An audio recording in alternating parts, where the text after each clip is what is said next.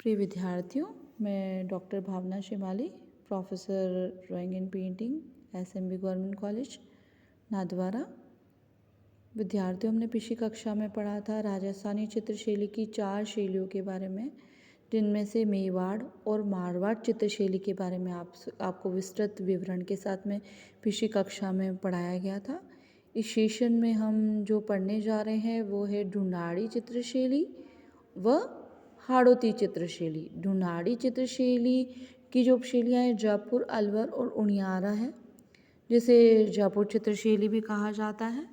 जयपुर चित्रशैली जो है, जयपुर जो है इंडिविजुअली अपनी नगर सभ्यता और सौंदर्य व चित्रकला के लिए विशेष रूप से प्रसिद्ध है।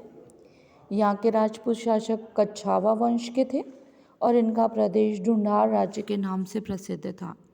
इसी से यहाँ जो पल्लवी चित्रकला जो हुई उसे ढूंढाड़ चित्रशैली के नाम से प्रसिद्धि मिली। मुगलों से पारिवारिक संबंध होने के कारण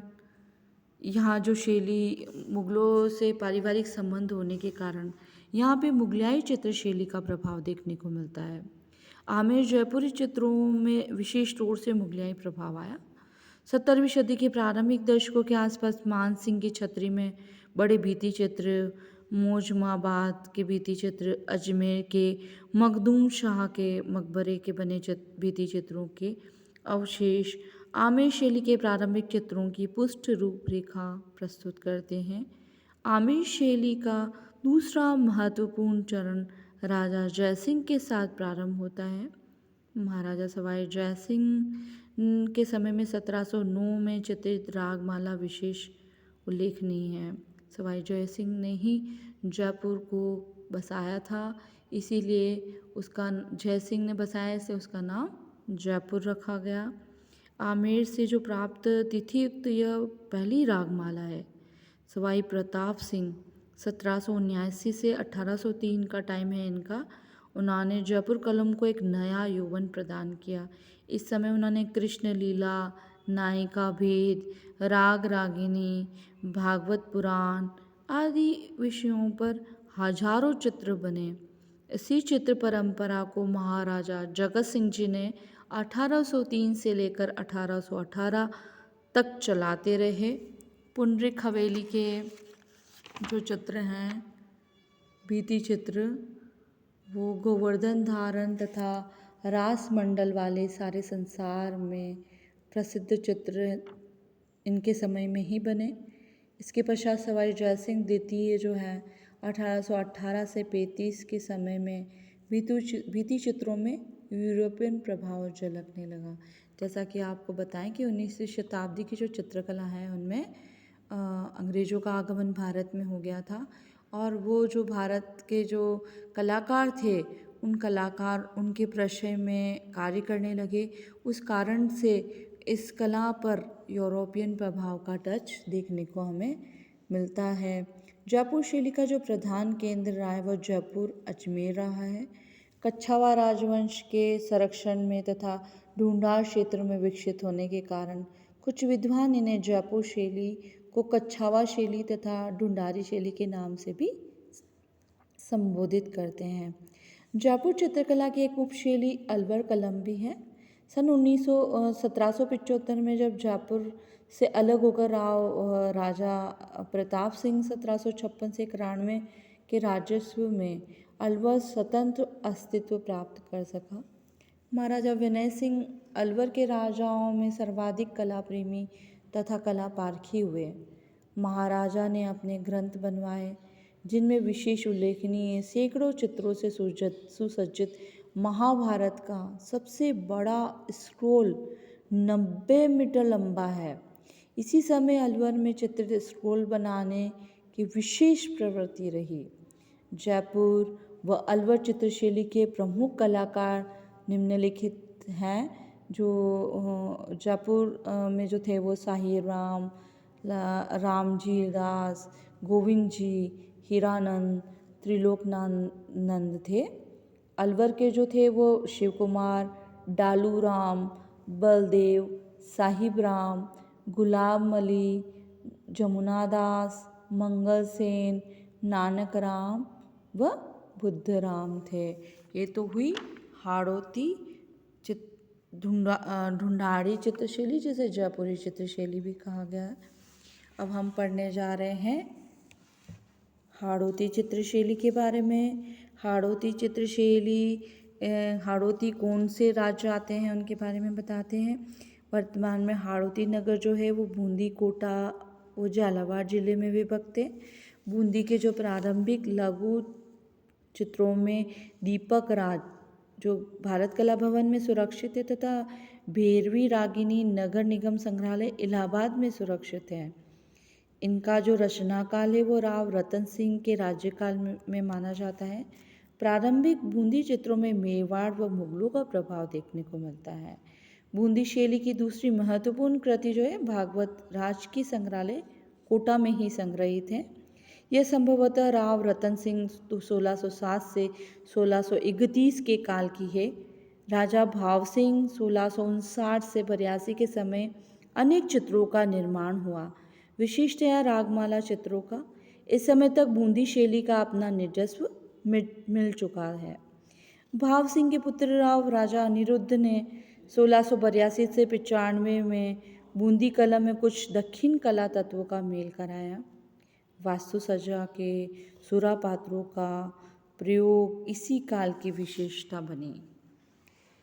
याद रखने वाली बात यह है कि बूंदी भित्ति चित्रों में छत्र महल, बादल महल, चित्रशाला, बड़े महाराजा का महल, आदिनाथ दिगंबर जैन मंदिर, भट्टज की हवेली, नगर सेठ की दुकान आदि की भित्तियों पर बने चित्र आते हैं।